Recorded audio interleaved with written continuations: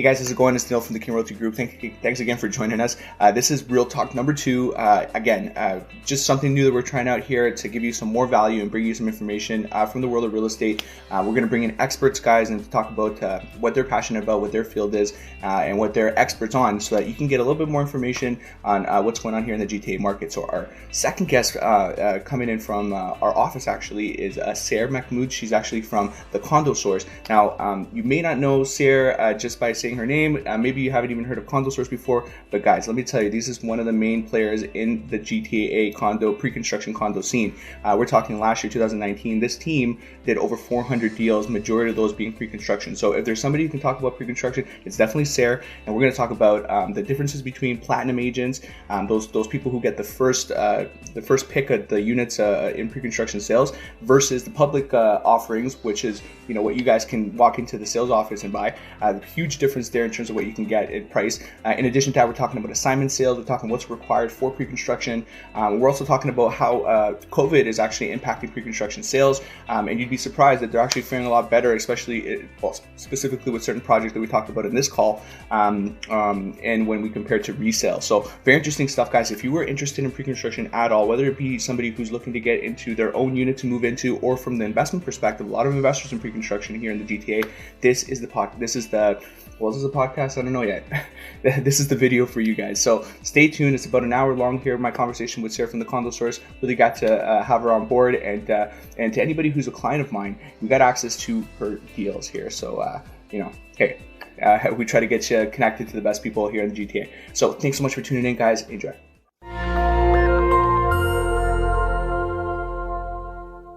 So yeah, let's get going. So Sehr, thanks so much for joining us. I have Sehr here from the Condo Source, which is a team within our office. Actually, we got connected not too long ago. In our office, they're great because they got to group some of the top producers together to share ideas and make sure that we're able to help our clients in the best way possible. So me and Sehr got connected there, and I got to tell you, this topic today is pre-construction, and I think I got kind of one of the better people to speak to when it comes to pre-construction for sure. We're talking like hundreds of deals a year. Am I incorrect in saying that? Yeah, I think in 2019 we hit close to 400 deals. So 400 deals, wow. So, my hat's off to you. I don't have a hat on right now, but my hat's off to you because that is a lot of deals. Believe me, I'm in the real estate industry. I know a lot of people who do a lot of volume when it comes to transactions, but 400, like there's probably offices that do 400. So just to let you know, that right there is just proof that we're talking to the right person when we're talking about pre-construction. So thanks for taking your time and speaking with us here. How are you doing though? How's everything? Obviously, things are kind of hectic in the world of real estate and just in the world in general. But how are you guys keeping up? How's your team doing? Are you guys still working? So you know what, Danilo, in the first 3 weeks, I think everybody was very confused. They didn't really know what was happening. We had a launch prepared, ready to go pretty much that same weekend when things shut down. So it was a big shock for us. We put a lot of money into marketing and so forth. We had a lot of clients prepared. So when the lockdown came, we were at a standstill for about 3 weeks, but now we're getting back to it. So we're working on a new launch called Notting Hill. It's at Royal York in Eglinton. And the response actually has not been bad at all. It's been a lot better than we thought it would be.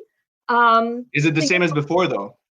No. So I'm not going to say it's the same as before. Of course, there's a lot of confusion out there in the market. So I wouldn't say that buyer demand is just fallen off. I'd say people are just wary. They want to kind of wait till they make a decision. But just to give you, in terms of numbers, they released, let's say 180 units. They sold about 60%. Now, if it was a regular launch weekend, they would have blown out through maybe 90%. So there was a difference in terms of the amount of inventory they were able to move. But it wasn't, I think the level of absorption was pretty good. I think so too, because if you're telling me that on a regular day it would be 90% and they sold out 60%, that stat is actually a lot better than resale, because resale activity has dropped a lot more than just the 30% difference, right? So that's interesting. I know the project, I know the location, I really do like it. I think this is master plan, right? Yeah, it's a master plan community, and they just announced that the underground subway is going to extend all the way there. So that I think really helped as well, because that wasn't finalized for 3 days. You're talking about the LRT? Yes. So really? Because from what I heard, we were going up to Weston, So Yeah. you're saying that it's going to extend a Going little up bit to further Royal now. York and Eglinton now. Yeah. So Well, I that's think that beautiful. that made a big difference, to be Yeah. able to buy it. There's units in that development that are about 870 a foot. So I mean, I think it's a really good buy to get anything in the GTA under $1,000 a foot. So I think people did see value in that. It's the higher end stuff that's like a lot slower. So this Yeah. project, kind of appeals to the masses. So I think this still Right. did pretty well. But in terms of the other new launches, a lot of developers are saying that they want to hold out for now and just wait till there's more stability, so to speak, in the market. So I think that it's not that the buyer demand has just fallen off. It's just people just want to wait, and the builders want to wait. They want to see what's happening too, right? Because all the sales offices are closed. People are working from home. I get Right. the same level of momentum going. Right. Yeah, no, this is definitely affecting momentum. That's for sure. But yeah, no, I mean, under 900 a foot in the city of Toronto, LRT, transit connection to it. I think that's pretty good value. I think it's pretty good value, especially when there's projects out there, 1,500 a foot, right? Yeah, Or like 412, 13. Obviously, the more high end stuff, and that's I think where you're saying is probably going to be affected more than anything else. I think, right? yeah. Okay, well that's cool. So Nottingham, that was right. It's called Notting Hill Condos. Yeah, and that's the one that's Royal York and Eglinton. Interesting. So I think you said you had another project too, though. So Liberty Market Towers is a project in Liberty Village that just did a new release. So they released a lot of their smaller suites. So I mean, the way the developers are doing right now is they're adding a few more buyer incentives to kind of keep the momentum going. So Okay. they're giving you're not seeing a decrease in price, but you are seeing a moderate increase in buyer incentives. So to give you an example, at Notting Hill, for example, the deposit structure, which was traditionally over 1.5 years, has been extended to 2 years, just to allow buyers a little bit more time with the down payment. And at Liberty Market Condos, they're doing price guarantee. So not that they're planning to decrease prices, but the question that all buyers, whether it's resale or pre-construction, have right now is what's going to happen to prices? Am I going to buy something today and the price falls in 6 months? So just to mitigate, that risk, or to make buyers a little bit more at Peace of ease, mind. giving them a peace of mind, they're doing what's called price guarantee. So it says in your contract that if the price does go down for some reason, or if the buyer finds that same unit available on another floor at a lower price, they'll match that and give them a credit on closing. So that definitely does give them a little bit more peace of mind. But So no price changes, but we have increase in incentives. That could give buyer an incentive. Well, obviously, yeah, that's what it is. But a little push to actually make a decision. That's good. And you're saying that deposit structure is being extended, which is good as well. So just so that people, because not everybody may know pre-construction, this might be a little bit of a new thing to them. right. What is the deposit structure, and how does that kind of work with pre-construction? Just kind of like a basic example. Right. So basically, you buy into a project that's, let's say, 4 years away. You're putting down pretty much in most developments 20% down, and it's stretched out usually over a year and a half. So you give a portion on signing. It's usually 5,000 on signing. It firms up in 10 days. You have what's called the 10-day cooling period. So it's not like resale where you sign and it's just firm and you're binded to it. You do have that 10 days of consideration where you can take the agreement to your bank and get a mortgage pre-approval. You can take it to your lawyer, have them do a lawyer review. Once that deal firms, your initial deposit gets cashed. So that's usually around 5,000, and some builders do 10,000, but the norm is 5. Then you have balance to 5% usually in 30 days, and then you have another 5% due anywhere between 3 and 4 months, 5% due in 1 year, and then 5% due in a year and a half. So within the year and a half, you have 20% down. After that, you just wait till it's built. And then once it's built, you get a notification that it's time for occupancy. And then on final closing, you get your mortgage. So that's the basic structure of how pre-construction works. And the reason why people love pre-construction is because you're putting down only 20%. It's not like stocks where if you buy $100 of stocks, you have to put down $100. Here you're buying $100 of real estate and putting down $20. And that $20 is also stretched over a year and a half additionally. So it's great. You're making equity on the full 100% while only putting 20%. So this has been, a great tool for investors to really make a good deal of equity, I would say, especially in the GTA market, because it's just been going up and up since the past 40 years, So Yeah. For sure. I mean, we look at those charts. You know, we're from the same office, so our broker manager, Chris, loves to show Yeah. us his charts, and we always come back to the fact that over a long period of time, especially in the GTA, our market has generally increased, and so we can kind of bank and we can kind of bet based on decades of information that that's going to continue to happen. So yeah, I can see, you know, that's why real estate and leverage is really great, because even in a resale deal, you can put, you know, 20% down and you're creating profit on the full amount of the actual home, right? So like you said, you're making it money on 100, but you're only paying 20, right? So no, that's great, and thanks for, you know, the clarifying the deposit structure. A lot of people don't know how it works. People kind of come to pre-construction thinking that it could be maybe an easier thing for them to pay because it is spread out. But like you said, in a year and a half, though, you're kind of come up with that 20%. Year and a half seems like a long time, but it may not be that much of a long time. You got to kind of know that, hey, I can put this 20% down, and yeah, I'm going to be able to spread it over a little bit of time, but I got to be okay with putting down 100K, because a lot of these projects, you know, the down payment is going to be 100K or more in a lot of cases, right? You don't have that option with a, let's say, a first-time buyer to put that 5% or 10%. It may not be ideal for that person, but there's got to be a specific person out there that kind of goes with it. So, okay, that's perfect. So I'm glad that we were able to meet. And just so you know, we have a little bit of a connection now with Condo Source. Like I do a lot more resale, and my niche is now also like investments. And I really try to help people. I have my own investment condo as well that kind of closed in the last few days. And I do a lot more. Where's that? It's Kingley. So this is at. Oh my God, I bought in Kingley too. But I think, yeah, we did chat about that briefly, but we didn't really get into details. So I have a 1-bedroom in there, and yeah, so we have you know, we had an issue with the tenant and whatnot, but we got to get a new person in there. But anyways, it's a furnished play. I remember though, what's interesting about that, and when we talk about investments with pre-construction, when I bought it, my idea then was like, I don't think I'm going to cash flow. I'm putting 20% down, and I was paying 950 a foot at Portland and Portland and King, which is like, if you look at on a regular Friday, if you go on Google Maps, that's like slammed in that corner. So it's a really good location. And so I'm like, okay, I know this is a good location. This might be a good play for me. But I never thought that when it came down to the day that I would be able to cash flow. I always thought, okay, I might have to cover a few hundred a month.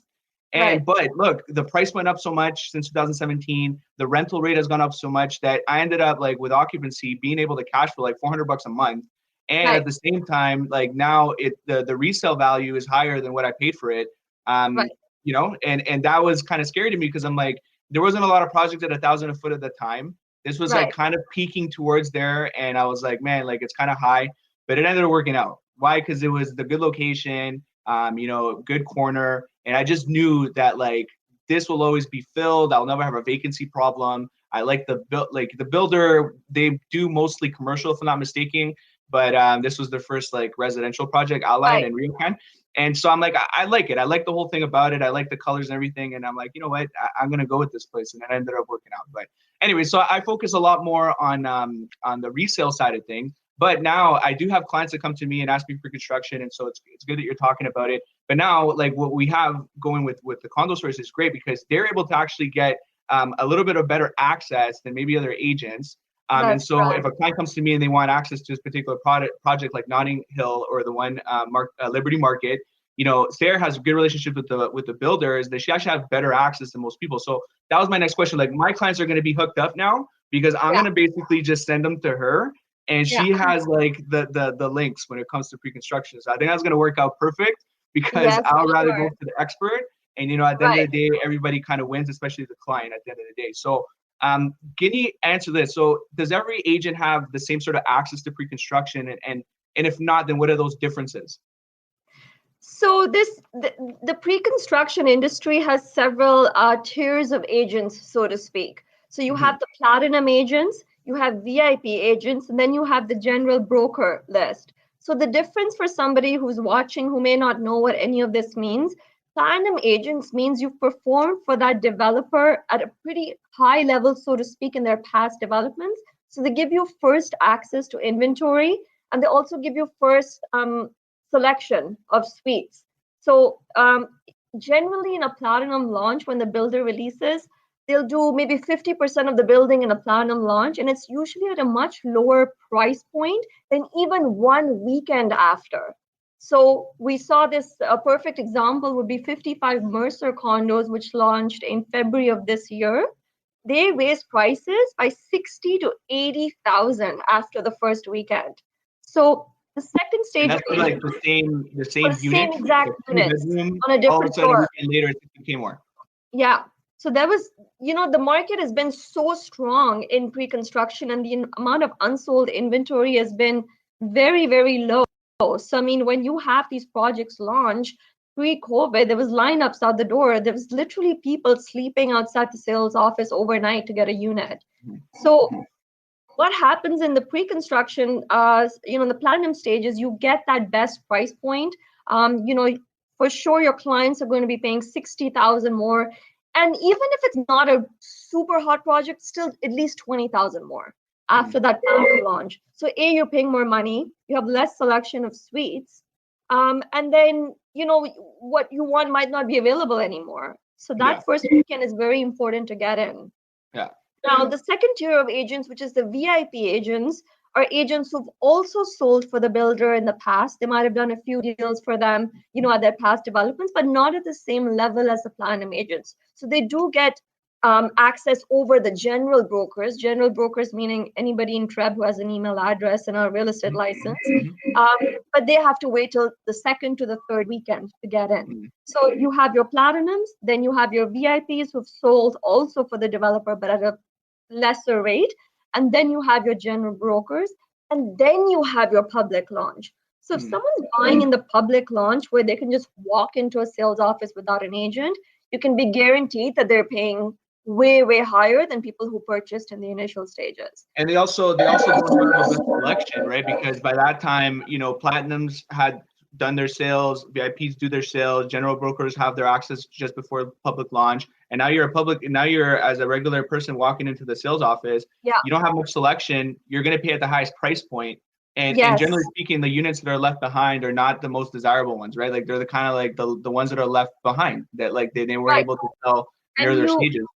You also miss out on a lot of the platinum incentives that are usually offered in the first round of sales. So we usually get free assignment. We usually get an extended deposit structure. Sometimes the builder throws in free blinds, so there are incentives that are missed out on as well. So it's not just about price and selection. Definitely the development charges sometimes aren't capped anymore. So a lot of people, when they go into a sales office, the builder's reps work for the builder. They don't even touch upon those things. So the average consumer doesn't even know what they're looking at when they're signing a pre-construction agreement.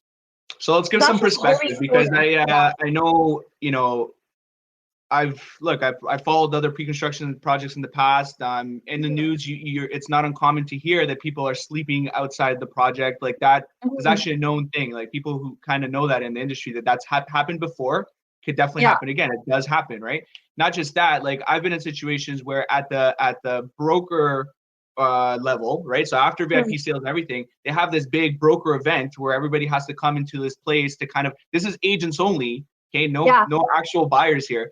And there's as many agents in this launch or more agents in this launch than available units in the project. So how crazy is that? You've already surpassed two levels of sales at platinum and VIP. You're at the broker event now. There's more brokers there than like units for sale. And now those guys are still trying to get allocations or units for their clients at the end of the day.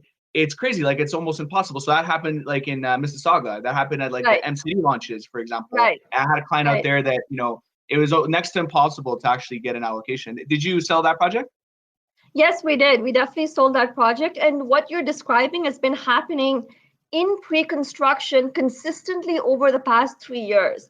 We're pretty much at a very, very low level of inventory, just like the resale market pre-COVID, where everything downtown, for example, in condos was going into multiple offers. It was the same thing in pre-construction market. So just to give you perspective, last year in the pre-construction market, we sold 25,000 units as an industry. So that's in line with the 5-year average. Every year since 5 years, that's the average, 25,000 units.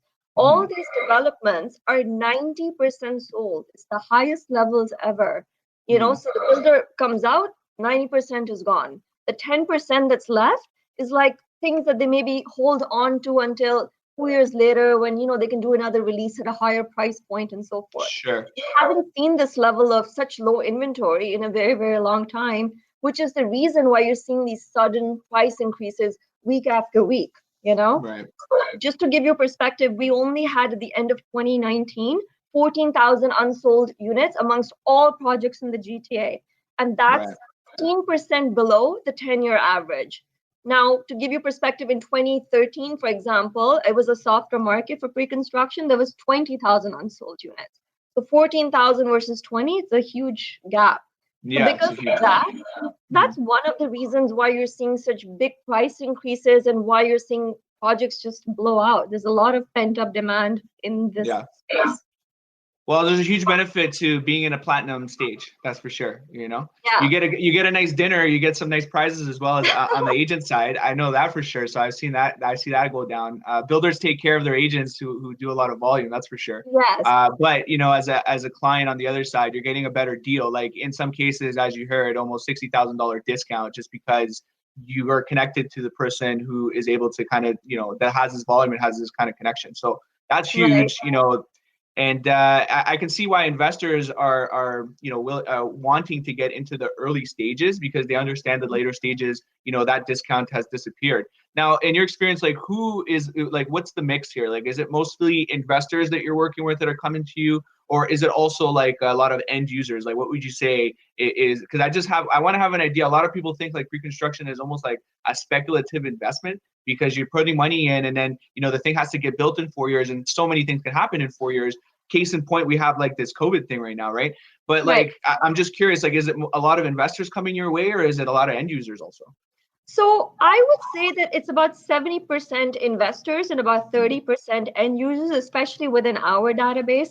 And one of the reasons for this is because when you're buying in a platinum pre-construction launch, your mindset as a buyer has to be very different from the traditional resale buyer. Like resale buyers, they want to pick and choose their floor, they want to pick and choose their exposure. Sometimes in a platinum launch, you don't have that luxury. You kind of have to work with the release that you're given because you're getting that huge discount in price.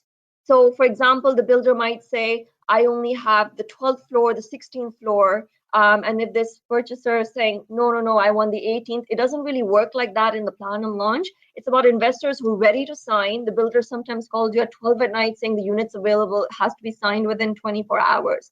So the buyer needs to be ready to go. They need to be very, very flexible in terms of maybe they're looking for 1+10, but maybe model A is not available, but model B, which is similar, is, So we're finding people, a lot of the people we work with are people who understand this concept, that they're there to make money. They know that they're getting the best deal, and emotions are a little bit less. But that being said, we are working quite a little bit with first-time buyers who don't have the 20% to go into the resale market all up front today, but they do have their first jobs now. They're in the workplace. They're able to do the staggered payments and come up with the money. And they're able to build their credit over the next 3-4 years if they need to. And then by the time this is ready, they have the 3 years of job history. They've built up their credit and they're ready to close. So we are seeing that they're looking to lock in today's price for something brand new 4 years in the future. We're also seeing a lot of baby boomers, like people in like Forest Hill, for example. We had a project there, a lot of downsizers, who are now they're looking to move out of their 4,000 square feet homes with backyards and moving and still want to be in the area, but want to go into something that's less maintenance. So we are definitely seeing end users as well, but a higher number of investors in that first stage. The end users usually want to take a little bit more time. So they're a little bit further along the process of in our I think I understand what you mean because I get like all like those three type of clients. They come my way from time to time, so I'll have the guys that are looking to downsize into a condo because they have this big house that nobody lives in anymore. So I've helped people do that. I've had the first time home buyers that they want to get something entry level, and so condos offer entry level pricing, at least for now, even though it's getting really close to a townhouse price. And and also we get the people who just want to invest, right? And I noticed that the people who are kind of like non-investors, you need to hold their hand a little bit. And so like you described, the platinum stage is pretty hectic. It It's seems like hectic. you got to be like right on it to be able to kind of even get access to anything, and you got to be flexible. And a person who wants to move in is gonna claw back, and they're gonna be like, well, what am I buying here? What is the layout? Yeah. Do I really want this? And all of a sudden the window's gone, right? Yes, So I exactly. understand there's got You to be hit a the little bit nail of on the head. The coaching. window's gone. You So gotta have a little coaching with the investors to teach them that this is how it goes. Maybe they got to lose out on a project or two to realize yes, that this is the way that it's you're gonna be able to get this. And as an end user, maybe platinum is not for you. You're gonna right, pay a little bit more though, right? That's the right. kind of the little thing on the side.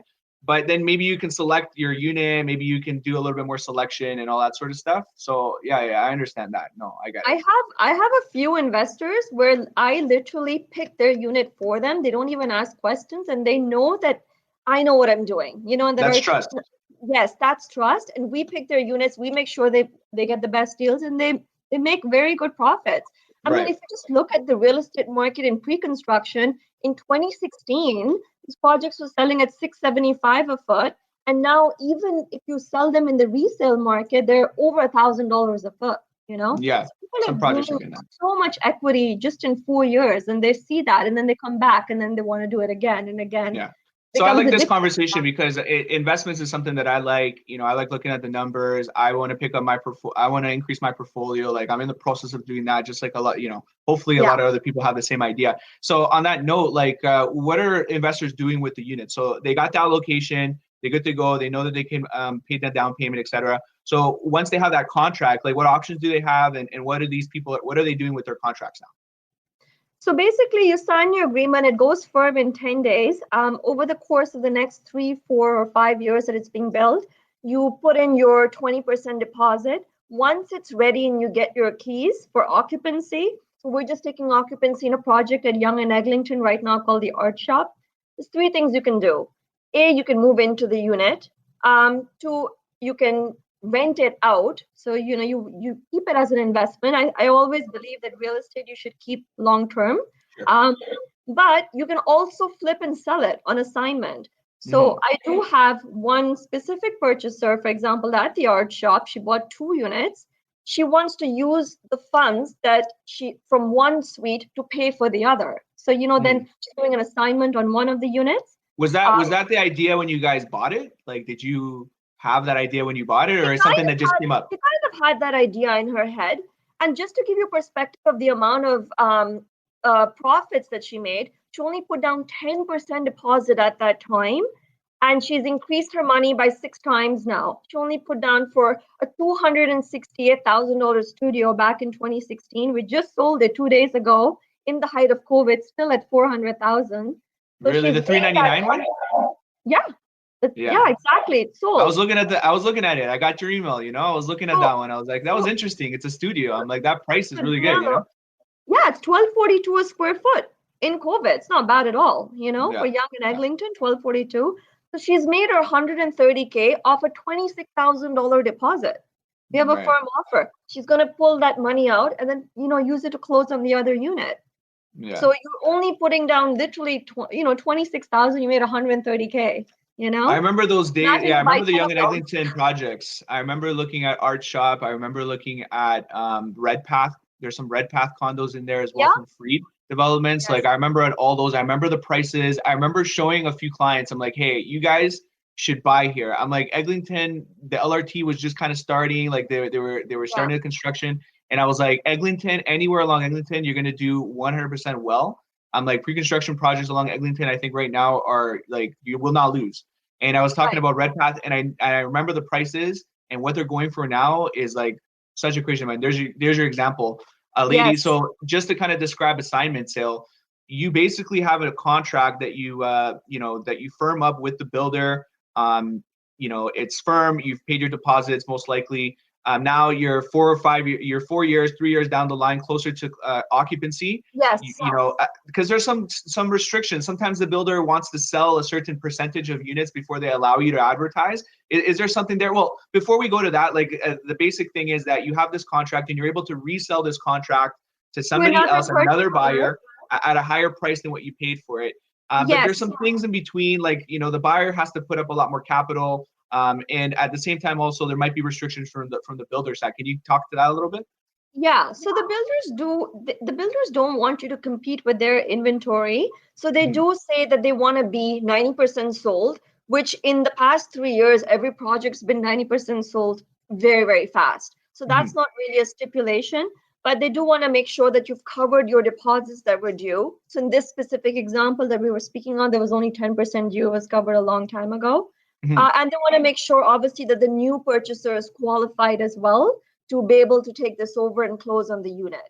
So yes, there is a period where you get the APS transferred over, and then they check everything, and the consent has to come from the builder. It takes about 3 to 4 weeks, and all the rights in that agreement are now transferred to the new purchaser. So the there's because there's 3 parties involved, like there's almost 3 lawyers involved, and sometimes that's not the greatest situation, because you have your assignor, right? You have your assignee. The assignor is the guy who has the contract. He holds the contract. Then you have your assignee, the buyer who's trying to buy it off of him. And then you have the builder, and each one has their own representation. And you're looking at this deal. Okay, the seller lawyer is good. The buyer lawyer is good. Now everything has to go to the builder lawyer, right? And now they have to review everything, right? And they have to also approve it. So there's a lot of points in between.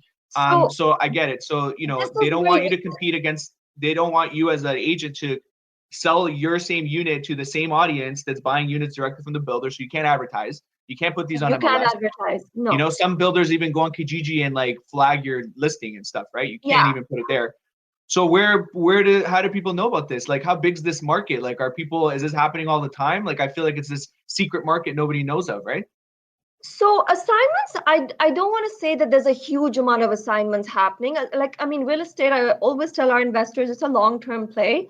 It's just assignments is a good second option if you need to get out of your contract, because you're not going to get full market value for your assignment. So you are leaving a little bit of money on the table to offer the other purchaser a good deal, enough where they want to come up with that heavy capital up front. Because keep in mind, in a lot of these assignments, you're taking not only the deposits you've paid, but all your profit up front.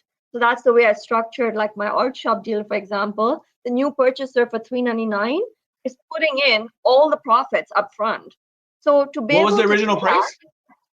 So the original price was $268,000, and we sold it for $399,000. Yeah. So 268, right? So 399 minus 268. So this guy had to put up 130,000 plus deposits, and deposits you said was 26, right? Yeah. So this guy had to put up 157,000 up front, because your bank's not going to lend you that money. They're going to give you a mortgage on 268 or 286. Yes. Right. 268. So I'll tell you who's the buyer here. So when you're doing the assignments, the seller is usually in a position where they're okay to take a little bit of a hit, versus if they kept the unit, closed on it, rented it out for 1 year, and then sold it. So they're okay with taking a hit of, let's say, 50, 60,000. They know that if they wait till closing and get a tenant in, the price is going to go up. But they're okay with, let's say, they're 130. And this buyer thinks that this is a good deal too, because if they were go into the resale market, they would be paying a higher price. They're willing to upfront that extra capital to get a slightly better deal. And the seller is also willing to let go at a slightly lower price and market value to get the cash up front. So both the parties are kind of in line with what they want to do. Yeah. So a couple of good points. I think the person who bought the pre-construction initially, their plan A should not be assignment. Plan A should not be assignment. Their plan A should be, I'm going to move in, I'm going to rent it out, I'm going to hold on to this thing, right? Assignment, if it becomes a possibility, maybe closer to occupancy or closer to the closing, hey, you might be able to cash out 130,000 if you do this right now. However, when you bought it 4 years earlier, that you never know, right? That could never be so you should never actually buy it for the purpose of doing an assignment, because that could be very, very, very tricky. That could be very we've just dangerous. Been very lucky in this market that things have gone up so much that there's been a lot of money made, in the past 4 years. But yes, that's not the advice we usually give people, to like buy it with a short-term vision. We always say you can't day trade real estate, so the goal is to keep it. You get the most value after you register on it, rent it out, the building is finished, it has a beautiful view, people can go in, take a look at the amenities, you get higher bang for your buck from end users. And if you're a buyer too, and if you have 150 or more, like I think just based on prices, that's like minimum, I think. So you got to have a good amount, 150 or more as a down payment, probably ready, cash ready to go. This is not from a bank. That's how you get the might deal. be able to get a break. You have the cash ready. Yeah. You might be able to get a break if you have cash on hand. You might be able to get a break on the purchase. You're going to compete against way less people because not everybody's going to have the cash you have. Yes. And it's not going to be on the open market because you're not going to see this on MLS. You're not going to see this on Kijiji in certain circumstances. And yeah, so I mean, there's a market on both sides there, I think. I've sold assignment. I've helped an assignee buy an assignment. I've helped an assignor sell their assignment. So I've gone kind of through both sides of that. I may not be doing them as much as you though, for sure, but like I kind of knew a bit about it, and I was always curious. Like I wonder how much. And when I started opening up my eyes to the assignment sales, like yours, I think was a pretty good one because I like the location. Even though it was a studio, I know studios are renting 19 or 2,000 depending on the location. Even if it is 400 or less square feet, believe it or not, as an investor, it's not bad. Yeah. And in terms of the builder consent, that's where it helps to have a platinum agent involved in the deal because we're able to get that consent a lot faster. So, the average person who has no connection, they don't even know who to contact or anything. Right.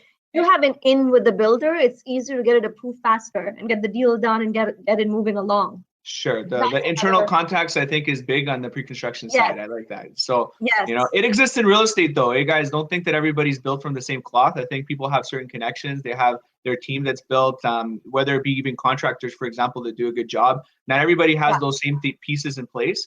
And so, like, once you get connected to a good person, like, you're going to know right away once you compare to the experiences you've had with others. And so I've had people that have come to me and that, they've used, I don't know how many people before, but it's like, well, you're doing things differently. You're keeping me informed. Like, I've always been that person who takes care of my people, regardless of what it is. And so that resonates and that sticks, right? And so if you go to somebody who kind of just like, first of all, like it's even with me having like some pretty good experience, like I've done a bit of pre-construction as well, I would still be willing to give my clients over to the condo source because you guys have way better connections, and I understand that there's value there. And you know what I mean? At the end of the day, like, so let me ask you this. I know the builders give really good rewards to people who do really good there. So can you give me like top, like what's the best thing that you've gotten from a builder on a reward? So pre-COVID, because I think everything's going to change now, given the situation.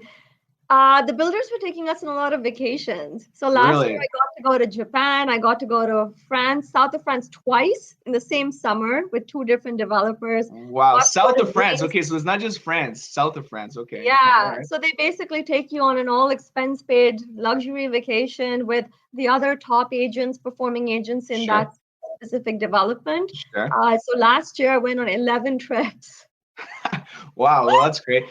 Close a bunch of deals and went on 11 trips. Well, that's good. So, like we gotta let's help her get on another trip. How about that, right? Yeah, and so I mean they definitely spoil you with the presents and so forth. Garden Hermes. That's fine, but look, I mean, Louis Vuitton scarves, like it's pretty good. Yeah, the builder's gonna take care of their people, and it makes sense for them to, instead of spending so much money on marketing, on like getting the masses to come to their project, they narrow it down to a group of people who do the most volume with them. They treat them 100%, like they treat them like royalty because they're the ones who make their project, right? I mean, you guys are the ones who bring the people in. Their project for them, That's right. And not just that, like on the other side, I mean, is this a bad deal? Well, I mean, look, maybe you need to just be connected to the right people. From the buyer side, you're getting a deal walking into the platinum level. So I mean, where's the complaints here? I think they're making money in one weekend. Like I was giving you the example at 55 more. So these people are making 60 grand in one weekend.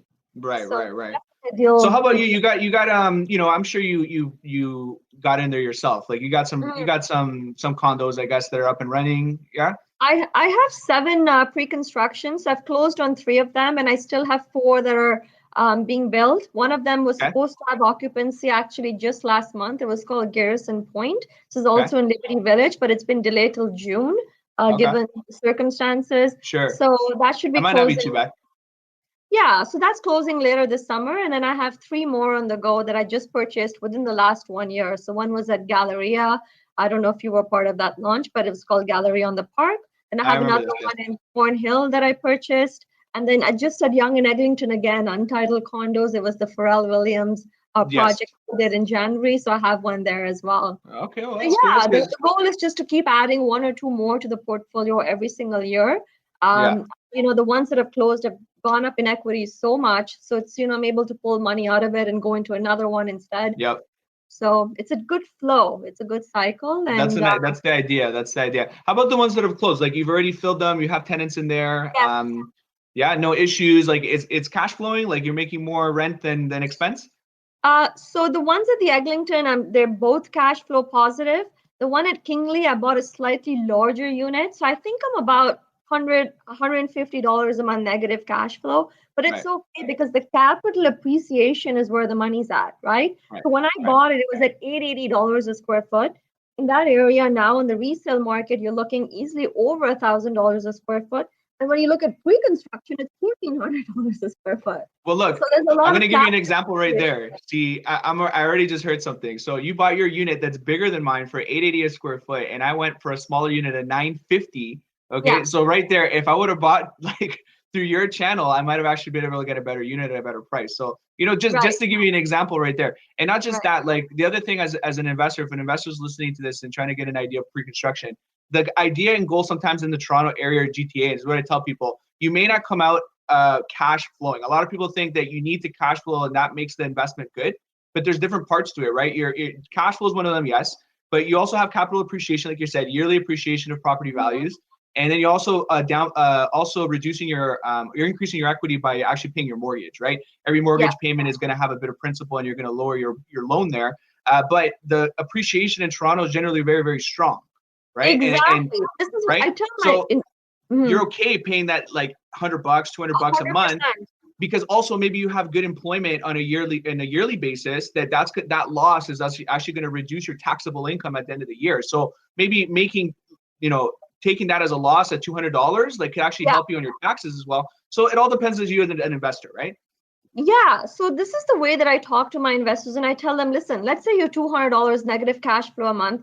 Let's say $2,500 a year, right? But your condo, do you know how much condos went up in the last 16 months? 26%. So I mean, you're making $50,000 a year on this unit. Are you okay, Mr. Purchaser, with 48,000 profit instead of 50? Because you're negative cash flow $200 a month. That's the way to look at it, right? The money. Well, the January, February numbers were really strong, and if you isolate that it's really good too. Over time, though, I mean, I think the last 10 years in GTA, I think we've been at 7%, if I'm not mistaken. 7%. That's including like low-rise homes, right? Yes. And I even if I like try to project to you over 5 years, I almost sometimes just use 4% or even 5%. Right. Even with a 4 or 5%, like the numbers still look excellent. But what if you do have a double-digit year? Then all of a sudden, in the condo market, that's what happened in the condo market, and things just blew up even further than what you even expected. Yeah, right? and people have made like a lot of money. So I mean, most of the investors that we deal with, they're educated on this fact that it's okay to be $200 here and there negative cash flow because the money's in the capital appreciation. Right. Okay, so last couple of questions just as we wrap up.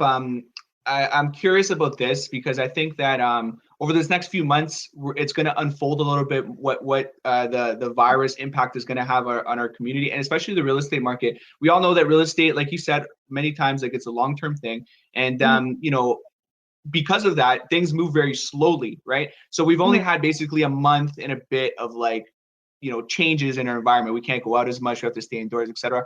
Over this next few more months, we may start seeing if that impacts us in a different way.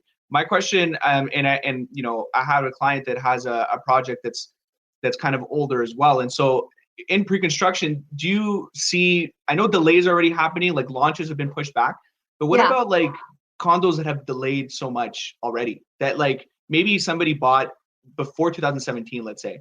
Certain projects that have been delayed already more than they should have. Like, what do you think is going to happen? I know that there's some projects that have pulled out in the last couple of years. There's been news reports of that. Like, do you see any of that happening? Do you have any guesses there or anything that you might, So I think you might be referring to one of the projects in Vaughan that actually got canceled, and it was a pretty big developer. And I think what people don't realize is it wasn't really their fault. So they sold this project at $560 a square foot.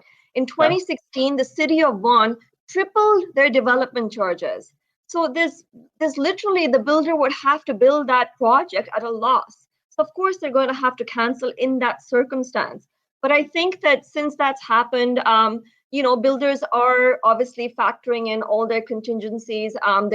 They're analyzing their costs a lot better. I haven't really seen many projects cancel in all the developments we've probably done, which is, I would say, over 200, maybe 3 projects canceled. So you do hear that in the news a lot more than, you're not going to hear a story that, 197 condo projects got built. You're going to hear the story that 3 got canceled, So there was also a builder downtown that just had, that went into receivership. Those projects are not getting canceled. They're going to be taken over by somebody else and then, done by a new investment trust. Sure. So this happened to Urban Corp, right? I mean, I actually bought a Mattamy townhouse at Keele at Downsview Park. Okay, and this was like a few years ago. Urban Corp was the builder at the time with that site at Downsview, original builder.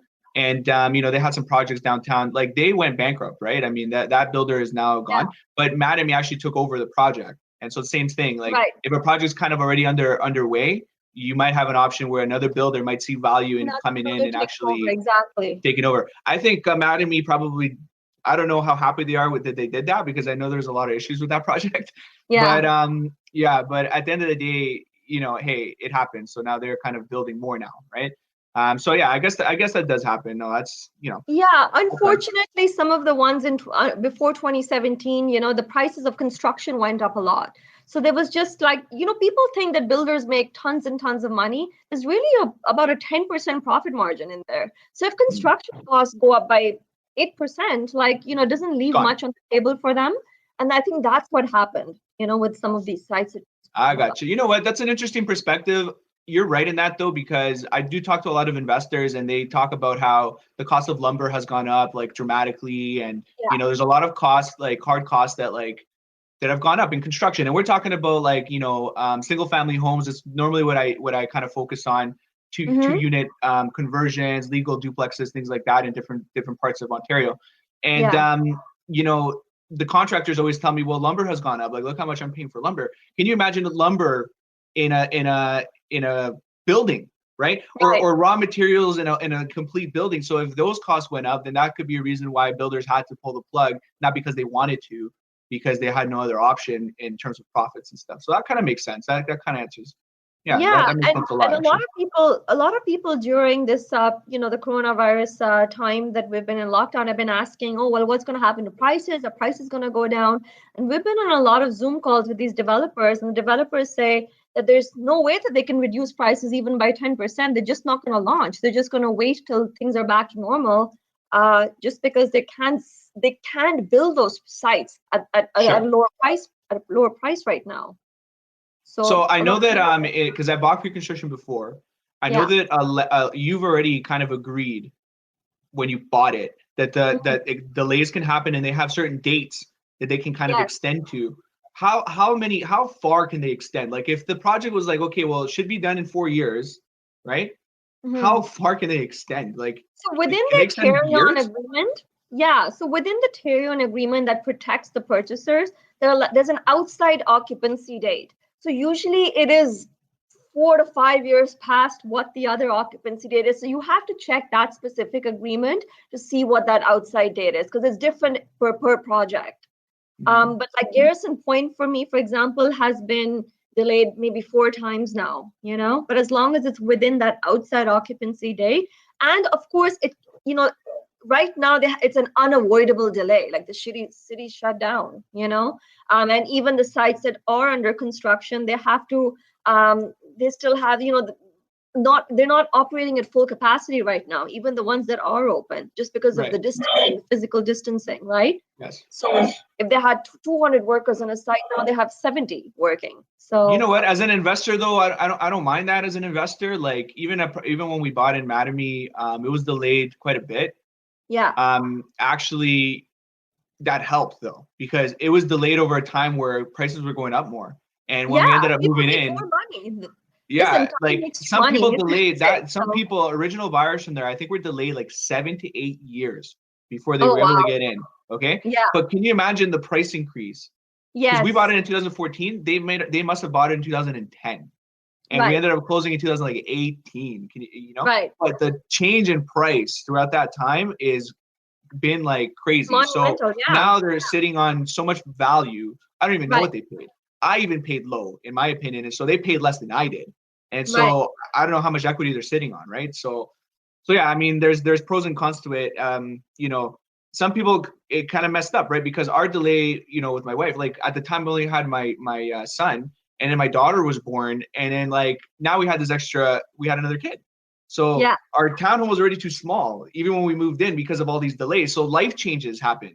Like Right. people's like, well, like I had a couple that I sold in the same project because we moved in, and anyways, we got to know people on a Facebook group, and we sold their their townhouse right away because their whole situation changed over like Right. the 2 or 3 year delay that they had to Right. sell, right? Right. So they really had no choice. Now I had one other question, because a lot of people ask this, like, because it's pre-construction and I'm actually going to close 4 years later, do I need to Mhm. have a firm pre-approval now with the builder? Is No. that what they're looking for?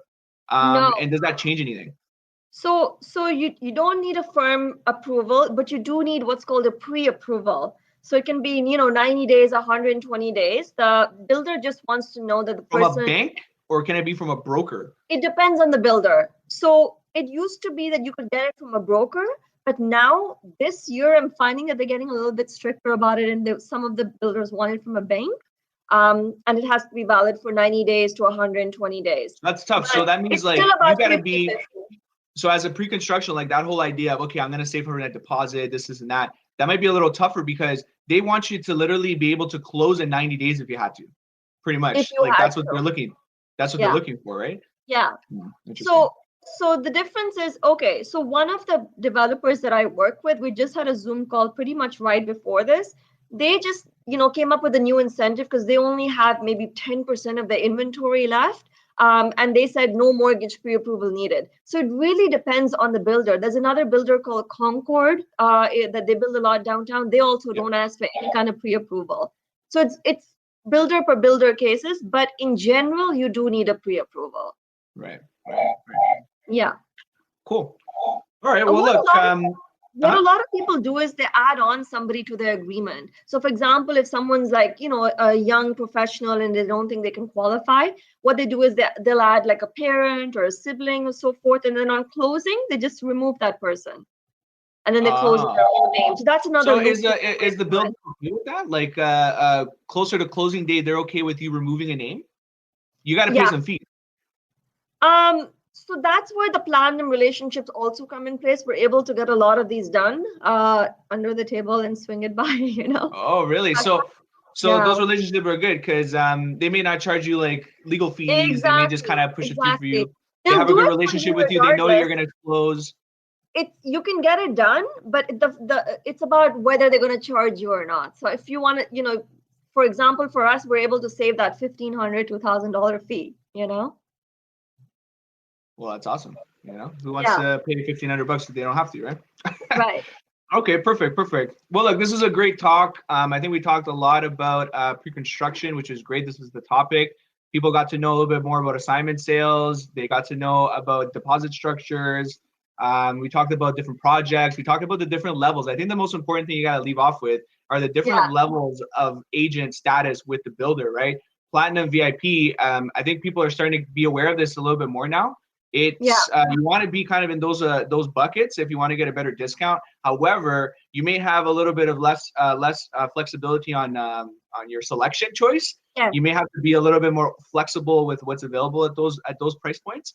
And then later on you may actually be out of luck because allocations could be gone. You may not even be able to get into a unit at all, depending on how popular it is.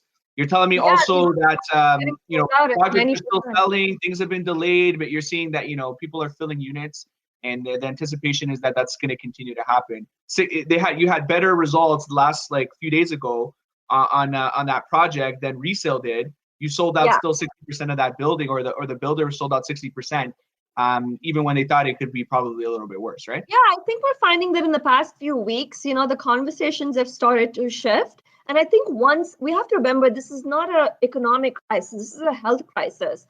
So, once the premier has a timeline in place and confidence starts to come back, these people still have liquidity. They still want to purchase, So this is kind of like a very transitionary period. And I think that's what we need to remember.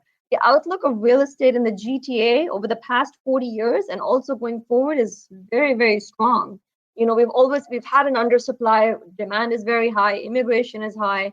So, I mean, if you look at it with a long-term outlook, you can't lose. Mm-hmm. No, I agree. Long-term perspective is always great. I think if I'm recommending a pre-construction as an investor, I'm always investor or end user alike, I'm always thinking about the long term. I always remind people that, especially in the GTA condo market, like this Kingly condo that I bought, the plan is 5 to 10 years or more. Maybe at 5-year mark, I might revisit. Where am I now? How much has it gone up? Where are my rents? Do I want to stay here? Do I want to go? Do you know? Or I keep it longer, right? Yeah. Do you know there's a project across the street from where you bought that's selling at $1,800 a foot right now called King Toronto? Yeah. It's the one, it's like the unique one, right? I mean, it's the shape is a little different. So I mean, listen, it's going to be built by BRK Ingalls, and granted that the architecture is phenomenal, but I mean, you cannot think that you're going to have one street and projects across the street from each other, one selling at 1,000 and one selling at 2,000. Your project is going to start catching up. So that's the way that you have to look at it with a long-term vision of growth. For sure. I really liked when that project was launched. This is my thoughts exactly. I'm like, this is a really nice project. This is going to be very unique. It's going to change the look of this whole entire block. I'm like, my building, 100%. I already liked it because it had the brick facade. And I mean, it's just a little bit different than a regular traditional condo. And I'm like, I really like, so developments along the street where you choose to put your where you choose to buy is very important with pre-construction. You got to even look and see what's coming down the line, what's going to be there in a few years. That's why I really liked Eglinton this whole entire time, right? Because I knew the LRT was coming, and I knew that intrinsically infrastructure that's not going to go away is going to increase values around that, not just condos, even just home values in general, right? We're not seeing 100%. It yet, but it will 100% happen because people are going to use that line. Eglinton is always slammed, and it goes across the entire city, right? Yeah, so you can get all the way to Pearson Airport in less than 20 minutes. There you go. So just with that, as soon as it becomes open and it's running, people are gonna now flock to these locations. I say you should flock to them now, right? I mean, this is the time where you should buy in these locations. I always said for the longest time, like Keele, Weston, Eglinton, those are markets that are actually like kind of cheaper than other places. And in my opinion, if I find like a place that I can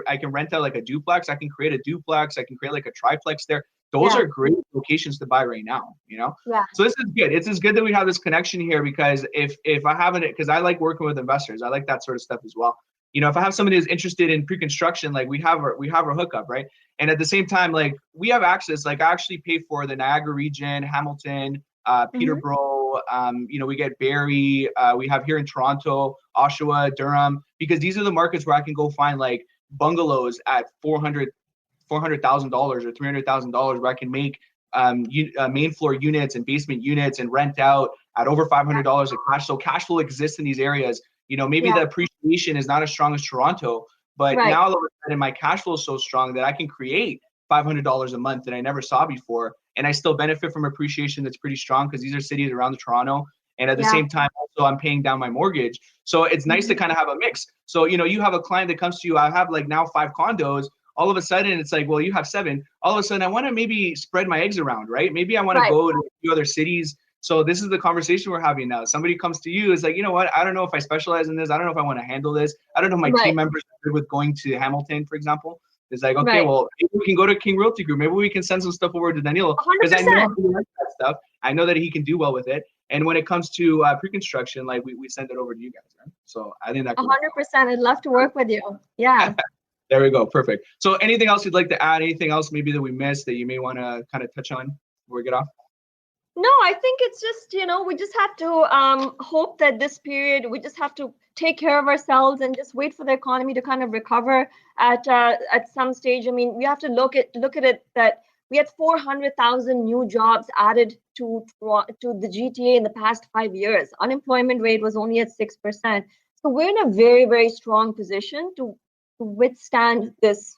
Weather the storm, so to speak. Yes. Weather the storm, so to speak. You know, It's, and that's what you people have to know, kind of I know, I love that stat that you brought up, because some of the news lines were saying, like, I think 73,000 jobs were lost in Toronto over the last month, which obviously is really crazy. But you just said in the last 5 years, we've created 400. 400,000, So yeah. the comparison between those is kind of, you know, obviously, I would prefer to be here than many other places in the world, I think, right now. You know, hopefully we're able to continue to manage this, and I'm with you there, and hopefully things can start like moving in the right direction.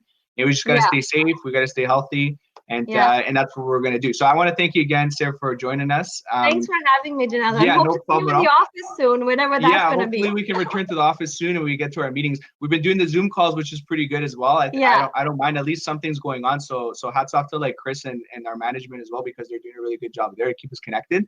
But yeah, no, 100%. I want to thank you so much again for joining. So I know for sure anybody who's thinking about pre-construction is going to get a lot of value from this. And this is kind of my goal. Yeah. People are going to get some more information. Somebody who's really in it here, hundreds of deals a year here. Okay. Like, this is somebody who knows what's going on when it comes to pre-construction. So thanks again. And if anybody wants to get in touch with you, like how do they get a hold of you if they want to? They can reach me through yourself or through my email. My email is seher@mycondosource.com. So you can definitely feel free to reach out. And you got social as well, right? It's the Condo Source? Yeah, exactly. So the Condo Source. So we'll reach you at the Condo Source as well. Okay, perfect. So thanks so much again. You enjoy, stay healthy, stay safe, and take care of your team and everyone at home. And we'll talk soon. Okay? Yeah, talk soon. Take care. All right, take it easy. See ya.